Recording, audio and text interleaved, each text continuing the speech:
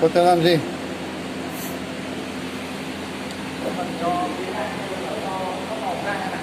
Nếu mà bây giờ cho thì nó không có được luôn anh. Thì nếu mà nó giảm là nó tự nhiên. Mấy cái kia nó không có ăn nữa đâu. Đây nó vẫn có cái ăn ra không ăn này.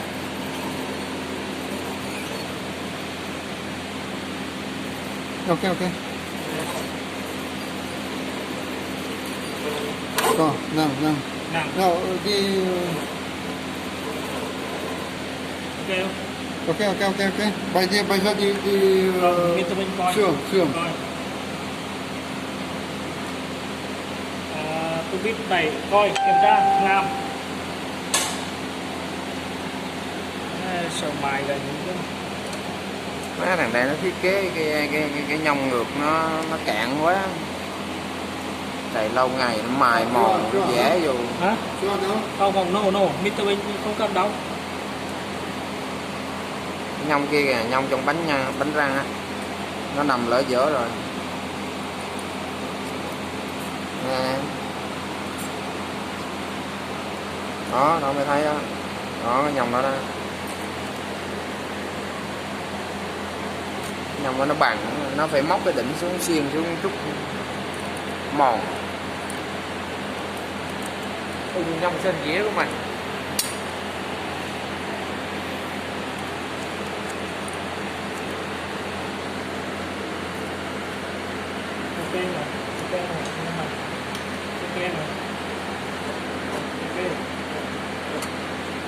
Đó đây này, nó tì vô chút xíu à, nó miếm hai thằng.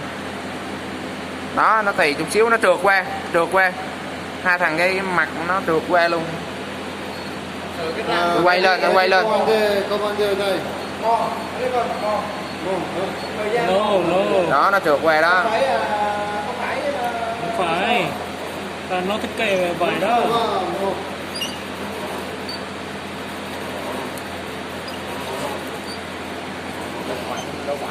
Nó trượt quá, nó mòn chút gì đó nó trượt. Nó ăn đó. Ok, lên bàn giờ ok. Vệ sinh bẩn đi, không ăn trơn nó trượt đó. Chè, lau bớt.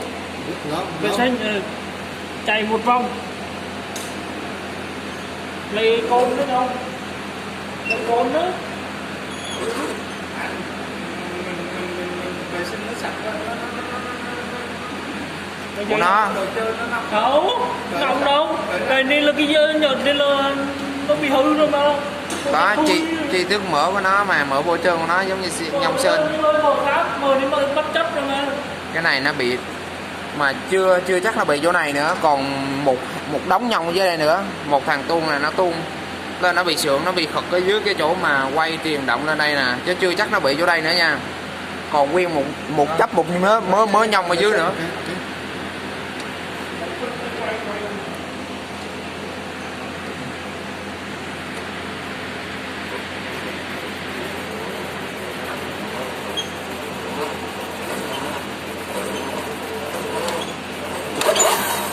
Okay, wait. Okay. Đập cái mặt đó.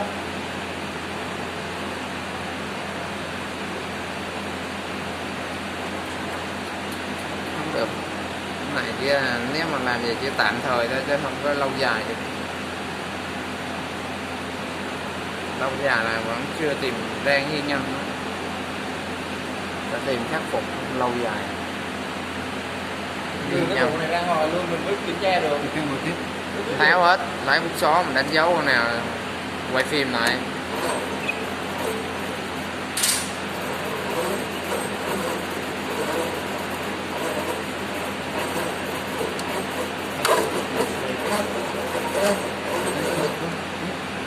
Này không phải đâu, nhỉ nó tụt ở dưới, bên này nó vẫn máng được. Take care đây.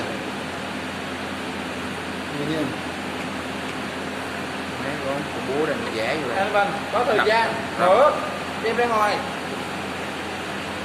Yeah, but here provide the same internal. Trong quéo rồi đó.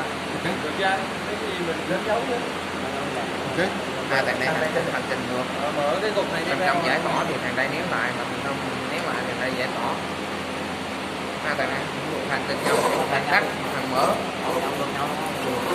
Đó, thằng đây là đang nén nè. Thấy không? Makin.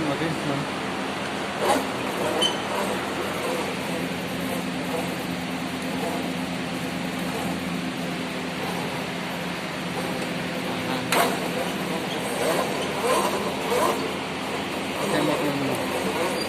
Vẫn ăn mà đâu phải nó trượt chỗ đó, nó trượt bên dưới ấy, bên dưới ấy, còn là mình không phải chỗ đó đâu. Đó, thấy không? Mesin. Bên dưới đây. Chờ chủ đây nó có dòng nữa nè.